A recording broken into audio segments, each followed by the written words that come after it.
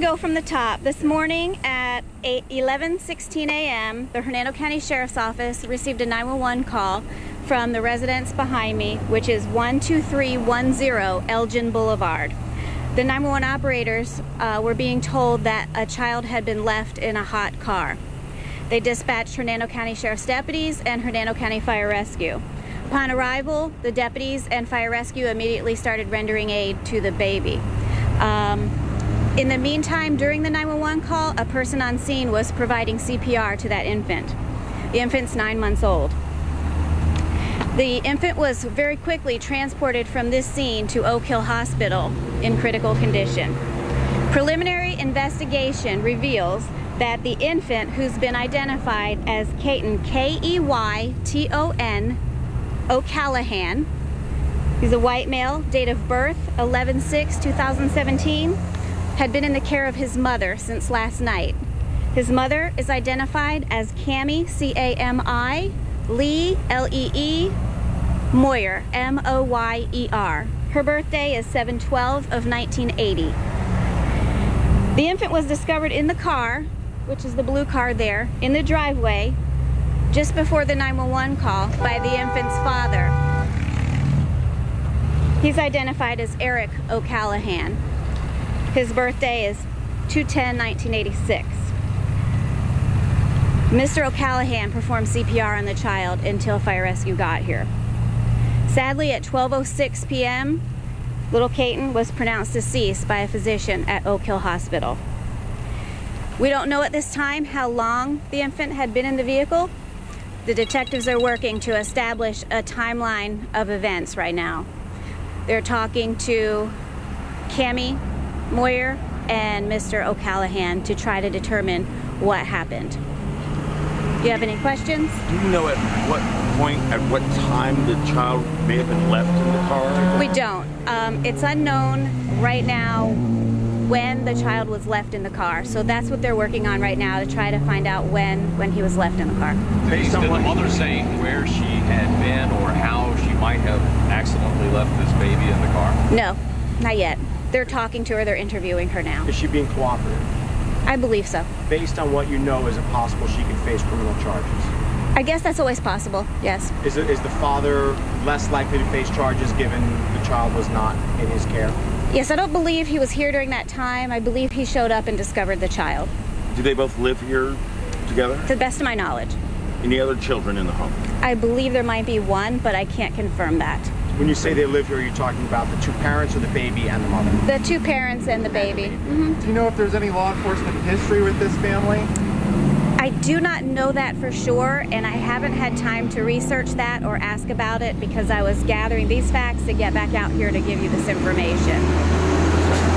Are the parents... Hang on one second. I can't hear them that anyway. Are the parents in custody or are they just being questioned? No, they're not in custody. They're being interviewed by detectives. What's the condition of that one, if they have a second child? Is it being taken out of their custody? Are they keeping the child? Or? I don't know that. DCF would have to make that decision based upon the information that we gather in this investigation. What is the reaction of the sheriff and of the sheriff's office to what happened here? Well, all of us are saddened by this. You know, we see this in bigger communities where there's so much hustle and bustle and people are running to work and somehow they forget the children or the pets in the car.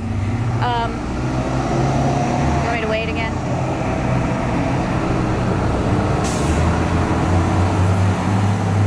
You can start that again. We're all saddened by this child being left in the car and ultimately dying as a result of being left in a hot car. We push information out often on our social media about leaving children, pets in the hot car, how quickly the temperature can rise. All of you, I'm looking at all of you, and all of you are sweating, and none of us are inside the hot car. We're just here in the sun. It gets extremely hot in those cars. So what we tell people is if you think you might forget, put a shoe back there. Take it off your foot and put it back there. Put your phone back there. Then you won't be distracted while you're driving. You might even, you know, you're going to remember your phone. It's sad to say, but you're going to remember your phone. How are you not going to remember your child? But put something back there to where if the little baby falls asleep and there's no noise coming from the back seat, you'll still remember to take him or her out of the car. What drew the father here? Did he expect that there was a problem at all, or was it routine? I think he's coming home. Just coming home? Yeah. Do you know who called 911? Was it the mother? One of them did. I don't know which one. So I think this is something that, I mean, everyone gets so shocked, can be shocked by, but it's easier to happen by accident for a parent than we might think. I guess it is, due to all the distractions, you know, cell phone, what are you thinking about doing next? There's so many distractions, but I mean, there has to be a safeguard. We have some stickers at the sheriff's office. It's Where's Baby? We recommend coming by to get one. If you think that might be an issue for you, stick it on the door that you go in most often. Do you go inside the garage? Put it there right in front of your face, so if you go in there, you'll see it. Do those stickers cost anything? No, So they're free. Let me back up here. I just want to make sure that I understand that the mother was here with the baby. Yes. The baby was in the car. The father comes home and then discovers the baby in the Yes, yes. And he removed the child from the car and took him inside and began performing CPR while he was on the phone with our 911 operators, and continued to do so until fire rescue got here. And then fire rescue took over and worked a code to the hospital. And what time did he discover it? We got the call at 11:16, so I would say sometime before that, a minute or two before that. Is drug use suspected at all? I don't know. That's they- going to come out in the investigation. Are they seeking search warrants for the car at home? At this Yes, they have to do search warrants to go in and look for evidence and see what happened in there and put the pieces of the puzzle together. For both the house and the car? Yes. Can you give me the name of the child again Yes. and spell the last name? The name of the child is Keyton, K-E-Y-T-O-N. K-E-Y-T-O-N. Last name O''C-A-L-L.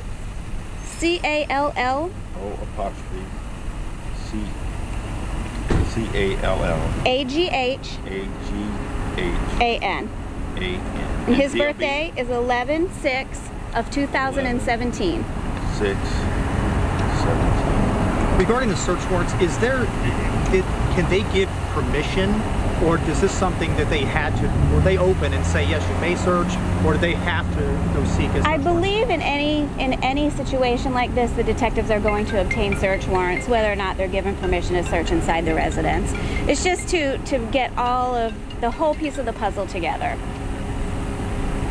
Does anybody else have any questions? So we'll see an increased presence here sometime. Yeah, they're going to be here for a while. You'll see the police cars here for a while. Forensics, all those people will show up. Yes, they'll be here to process the scene and whatnot. Is there a warrant? Are you guys waiting for a warrant? Have you been inside the house? We have not been inside the house yet, no. That's what they're waiting for, the search warrant. Can I take a picture of her with these so I can